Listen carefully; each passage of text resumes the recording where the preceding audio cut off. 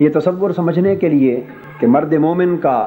تصور فقط اقبال ہی نے دیا، ہمیں کچھ یوں دیکھنا ہوگا کہ اپنے اپنے زاویہ نگاہ کے مطابق اقبال جسے مرد مومن کہتے ہیں وہ اقبال کا مرد جلیل ہے، جس کو قرآن القوی الامین کے نام سے تعبیر کرتا ہے۔ یعنی مرد جلیل کو، مرد حق کو جب کمال بلندی پر اقبال دیکھتا ہے تو وہ اسے اپنا مرد مومن قرار دیتا ہے۔ اپنے اپنے زاویہ نگاہ سے مختلف لوگوں نے ایک مرد جلیل کا تصور، اس کا نقشہ اپنے ذہن میں قائم کرنے کی کوشش کی اور اپنے فکر اور اپنے کلام کے ذریعے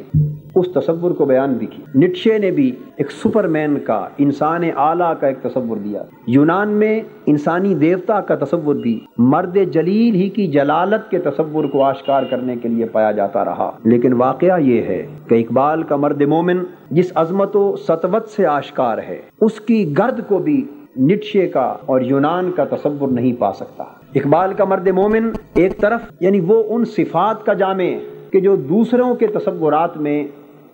تضاد دکھائی دیتی، تناقض اور تنافی دکھائی دیتی، لیکن اقبال کا مرد مومن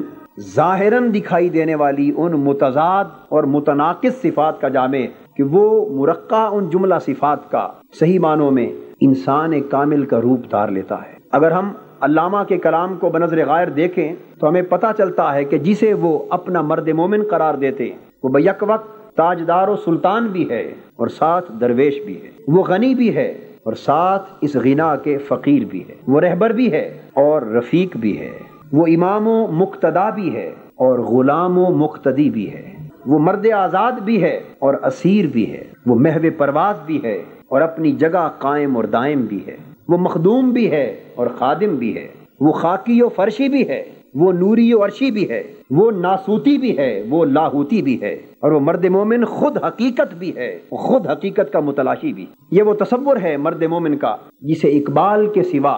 اس ڈھب سے اور کوئی پیش نہیں کر سکا۔ اس کی ایک بنیادی وجہ ہے کہ اقبال نے اپنے تمام تر تصورات قرآن مجید سے اخذ کیے ہیں اور ان کی تفصیلات و جزئیات ارشادات نبوی صلی اللہ علیہ وآلہ وسلم سے متعین کی ہے اور ان کے معارف اور معالم کو اور لطائف کو اور حقائق کو شیخ رومی سے سیکھا ہے۔ ان تین چیزوں کے امتزاج نے یعنی قرآن، حدیث اور مثنوی، ان تین چیزوں کے امتزاج نے اقبال کے تصور کو وہ نمایاں پن، انفرادیت، عظمت اور روشنی عطا کر دی ہے کہ جو ہمیں بالعموم کسی اور کے ہاں دکھائی نہیں دیتی۔ اقبال کے مرد مومن کو اگر ہم قرآن مجید کے تناظر میں دیکھنا چاہیں تو مجھے یہ کہنے میں کوئی تأمل نہیں کہ اقبال کا مرد مومن قرآن کا انسان مرتضیٰ ہے اور اقبال کا مرد مومن قرآن کا نفس کاملہ ہے اور اقبال کا مرد مومن قرآن کا عبد معزون ہے۔ قرآن مجید مرد مومن کا جو تصور مختلف عنوانات کے تحت مختلف مقامات پر بیان کرتا ہے،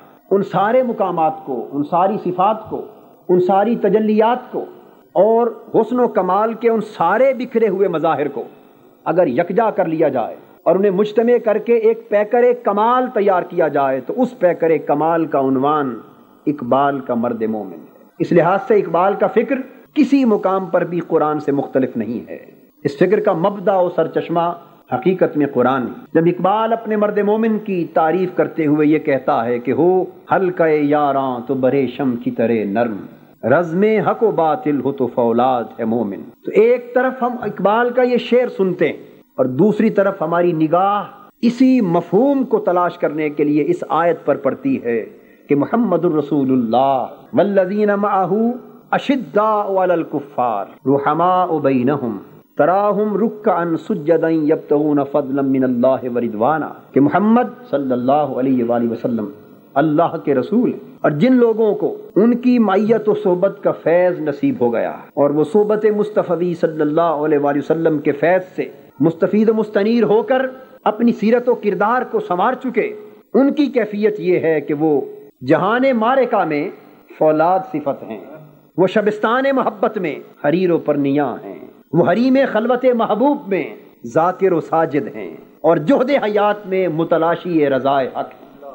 یہی چار اوصاف ہیں جن کو اقبال مرد مومن کے طور پہ اپنے اس شعر میں بیان کرتے ہیں کہ اس کے اندر شدت و صلابت بھی ہے۔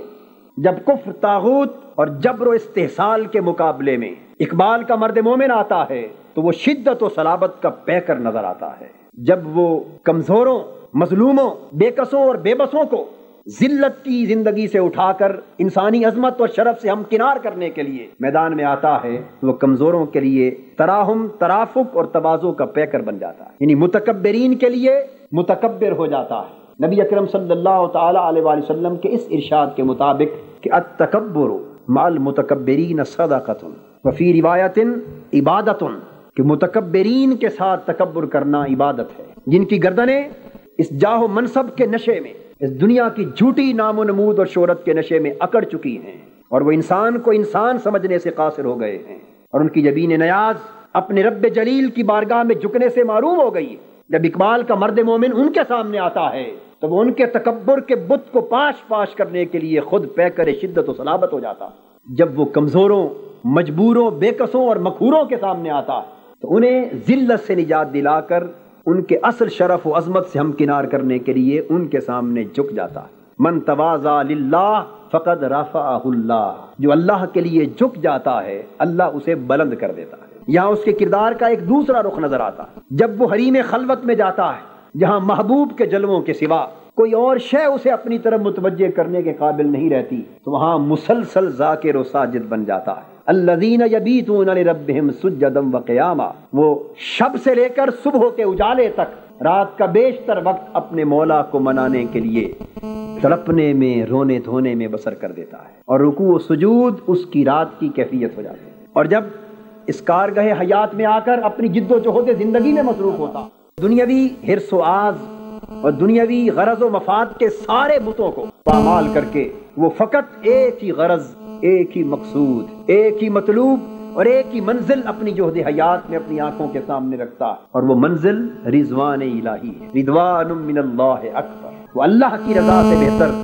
اور دنیا و آخرت میں کسی متاع کو قبول نہیں کرتا۔ یہ وجہ ہے کہ قرآن یبتغون فضلا من اللہ ورضوانا کے ذریعے اس مرد مومن کی تصویر بیان کرتا ہے کہ ان کی ساری جد و جہد فقط اس لیے ہے کہ اللہ کی رضا نصیب ہو۔ اور قرآن مجید اسی تصور کو یوں بھی بیان کرتا ہے، ما لأحد عنده من نعمت تجزا الا ابتغاء وجه ربه الاعلی ولسوف یرضی۔ وہ مرد مومن اگر اپنا مال و دولت حتیٰ کہ متاع حیات سب کچھ لٹا دیتا ہے تو وہ کسی دنیاوی غرض کے لیے نہیں بلکہ فقط رضا الہی کی غرض کے لیے۔ اور جو شخص دنیا کی ساری خواہشوں کو ٹھکرا کر فقط اللہ کی رضا کی خواہش کے لیے جیتا اور مرتا ہے، اسے خوشخبری سنائی جاتی ہے کہ بندے پھر سن لے کہ تیری زندگی میں تجھے رب کی رضا مل کر رہے گی، اور فقط تو رب سے راضی رہنے والا ہی نہ ہوگا بلکہ تجھے بدل کر اس مقام پر فائز کر دیا جائے گا کہ تیرے ہر قدم پر تیرا رب تجھ سے راضی ہوگا۔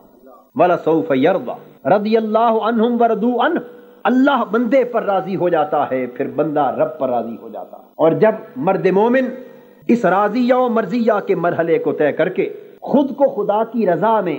اتنا گم کر دیتا ہے کہ اس کی رضا خدا کی رضا سے جدا نہیں رہتی، تو پھر جدھر وہ چہرہ کرتا ہے اسی سمت کو کعبہ بنا دیا جاتا ہے۔ فَلَنُوَلِّيَنَّكَ قِبْلَةً تَرْضَاهَا، اے ایمان کے پیکر اتم، اگر تیری خواہش اس سمت کو کعبہ بنانے کی ہے تو ہم تیرا چہرہ اسی سمت کو پھیر دیں گے جس سمت کو تو پسند کرتا ہے کعبہ بنانے کی۔ پھر رب ذوالجلال کی عطائیں اور اس کی رحمتیں بھی اس بندے کی رضا کے حصول کے لیے اترتی۔ وَلَسَوْفَ يُؤْتِيكَ رَبُّكَ فَتَرْضَىٰ، ہم تجھے اتنا عطا کر دیں گے کہ تو رب سے راضی ہو جائے۔ یعنی یہ منتہا ہے اس مقام رضا کی کہ جو اساس ہے، بنیاد ہے اس مرد مومن کی جس کو اقبال مرد مومن تسلیم کرتا ہے۔ یہ ایک طویل جد و جہد ہے۔ مرد مومن کے اس مقام کو پانے کے لیے انسان جد و جہد کے بہت سے مرحلے طے کرتا ہے، جن کو اقبال کے کلام میں بھی کبھی آدم خاکی کے عنوان سے، کبھی آدم نوری کے عنوان سے، کبھی آدم حقیقی کے عنوان سے ہم دیکھتے ہیں۔ جب وہ مرد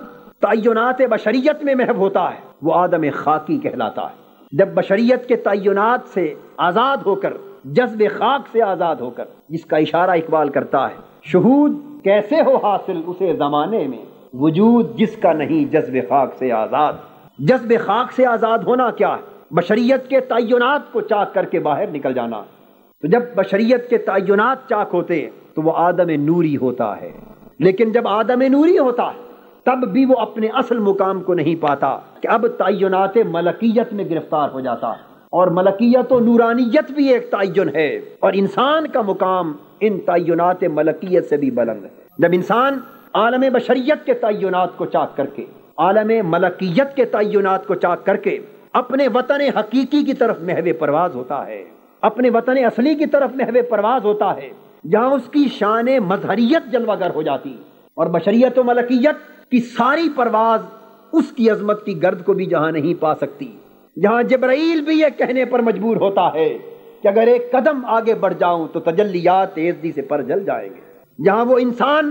اپنی حقیقت کے روپ میں اس عالم حقیقت میں جاتا ہے تو بشریت و ملکیت کے تعینات تو نیچے رہ چکے ہوتے ہیں، اور وہ مرد مومن جب اپنی حقیقت کے ساتھ آشکار اور بے نقاب ہو کر اپنے وطن اصلی کو پہنچتا ہے تو پھر اس کا محبوب حقیقی اسے خطاب کرتا ہے ثم دنا فتدلی فکان قاب قوسین او ادنی،